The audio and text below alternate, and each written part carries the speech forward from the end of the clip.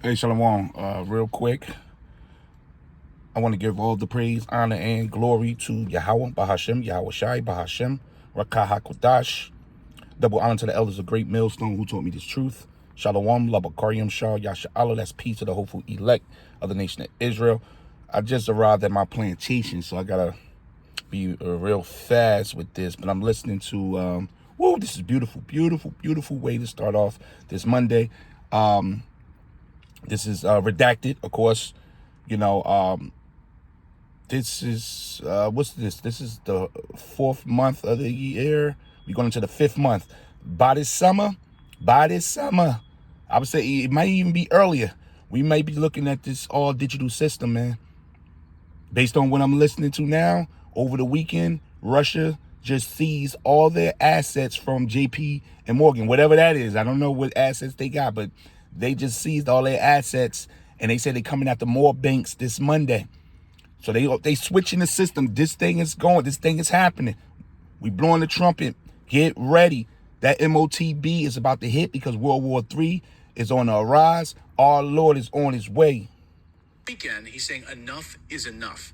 And also we learned that Putin has just signed a brand new law allowing the use of digital financial assets in international trade. The major change it makes is it really allows government institutions in Russia and Russian companies to freely use other and alternative payment methods in order to conduct their transfers.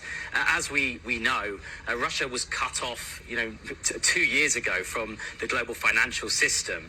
Most Russian banks have the inability to use payment systems such as SWIFT. So it's quite significant, really, because it basically breaks down all of the barriers that the Russian economy had to trade in terms of payments. This is a huge middle finger to the Western dominance of the global payment superstructure that has been controlled by the United States since World War II.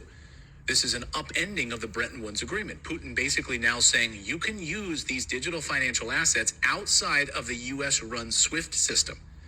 Look, I know this might go over a lot of people's heads right now. You see these videos of guys interviewing people in Times Square. Can you name the vice president of the United States? Oh, by the way, don't even bother talking to your average American walking around here. That's white or black. They're dead. They're done. They just waiting for the bombs. You don't even know what the heck's going on. How many states make up the United States? How many states make... Dude. I know this. So I know this is going to go over a lot of people's heads, but not you guys who watch this show. You guys are smart. But this is a huge deal, okay? This means that we are going around the U.S. banking system. We are going around the U.S.-controlled monetary system that's been in place since the Bretton Woods agreements, and we're saying we're done. One economist I spoke to last night said the reality of this hasn't set in for most people.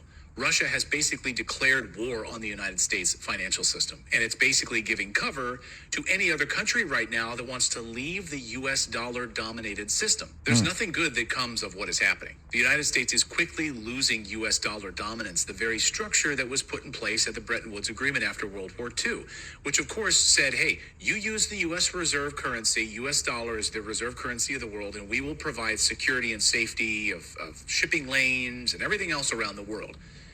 That's collapsing. So we're watching this very, very closely, by the way. And this also comes on the heels of what we saw with President Putin and the Chinese meeting last week to solidify their relationship, which is done with the U.S. dollar. They're moving fast. This is massive. This is massive. We're watching it very, very closely. What happens with these other banks right now? JP Morgan was the first one on Friday, of course, that we had now assets seized by Russia. Other big bank collapse on Friday as well in the United States. And we just got data over the weekend, huge decline in U.S. deposits into American banks. So something big is happening to the U.S. banking system. We've been warning about it. We knew that it would come here sometime in the spring. We thought maybe March. It seems like it was a little bit delayed. Now we're hitting this moment. So be prepared, guys. We're going to see some real stuff hitting the fan really, really soon. So, hey, hold fast to what thy have. The Lord is on his way. Let me just read this. This is Habakkuk 2, verse 1. It says, I will stand upon my watch and set me upon the tower and will watch to see what he will say unto me. And that's the watchmen. Those are the prophets of the Lord. It says, I shall answer when I am reproved. This is the point. Yahweh answered me and said, write the vision, just these prophecies, right? And make it plain upon tables, that he may run that read of it. And that's us. It says, for the vision or these prophecies is yet for an appointed time. And we here. Obviously, in the spiritual world, the Lord about to get busy, man. We about to see a switch, and this is about to shake this place up. It says, but at the end it shall speak, and these prophecies are speaking loud and clear. We at the end, right? It says, and not lie, though it tarry, wait for it, because it will surely come.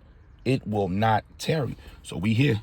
You listening to it, and you think they'll be talking about this in mainstream media? No. They got you worrying about Floyd Mayweather and Tank Davis and, some of the other, fools out here, following Beyonce's new series, whatever. They got you all over the place. Why this is happening right under your nose. But the hopeful elect, we on it, man, giving all the praise, honor, and glory to Yahweh Bahashem, Yahweh Shai, Bahashem, Rakah, Kwadash. Double honor to the elders of Great Millstone told me this truth. This thing is going down. We months away. What could we be weeks away from an all-out collapse? And this is going to bring America to the Third World War. It's going to bring the War of Armageddon, the final war. Shalom.